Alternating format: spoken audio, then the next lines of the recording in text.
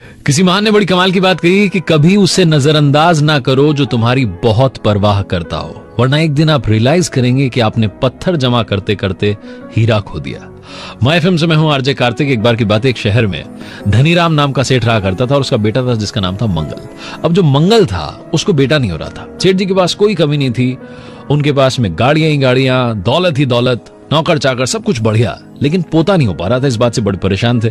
मंदिर मस्जिदों में जाते, मिन्नतें करते, लेकिन कुछ हो नहीं पा रहा था। एक दिन ऊपर वाले ने उनकी सुन ली और वो दादा बन गए। मंगल को बेटा हो गया। बहुत बढ़िया बात रही, बहुत खुशी की बात थी। गांव में ढिंडोरा पिटवाया गया, बताया गया कि भाई सारे जो हमारे नगरवासी हैं सब पहुंचे, सेठ जी की हवेली पर शानदार भोजन रखा गया है।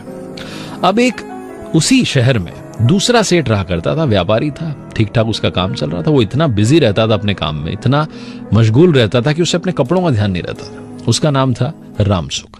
उसको भी न्योता भेजा गया, बुलाया गया कि आपको भी पहुंचना है। शाम का वक्त था, हवेली पर शानदार डेकोरेशन वगैरह हो रहा है, भोज की तैयारियां चल रही हैं। ये पहुंचा वहां पर अपने फटे हाल में। इसको तो ध्यान रहा नहीं कि कपड़े कैसे पहने हुए। कुर्ता जो पहना हुआ था इस तरफ से कट, इस तरफ से कट। अंदर पहुंचा तो धनीराम देख करके चौंक गए। बोले कि तुम्हें पता नहीं क्या चल रहा है?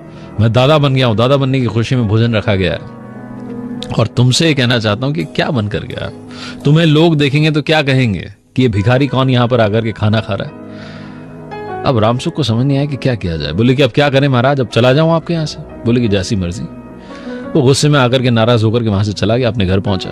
घर जाकर के उसने शीशे में देखा तो उसका जो कुर्ता था वो जगह जगह से फटा हुआ था। उसे याद आया कि ओहो, कपड़े भी तो पहन के जाने होते हैं। तो उसने उसी कुर्ते पर बड़ी शानदार सी रेशम की एक जैकेट पहन ली और पहुंच गया। ऊपर से दुपट्टा डाल लिया, पगड़ी लगा ली। वापस वहां पहुंचा जहां पर शानदार खाना चल रहा है, बड़े बड़े लोग आए हुए हैं। पहुंचा, खाना खाने लगा तो जो दुपट्टा था उससे खीर भिगोने लगा, खीर उसमें डुबो डुबो करके ऐसे करने लगा। जो जैकेट था उसको सब्जी में डुबोने लगा। तो फिर से वो आया, जो सेठ था धनीराम, जिसके दादा बनने की खुशी में खाना चल रहा था। बोले कि ये पागल जैसी हरकत क्या कर रहे हो?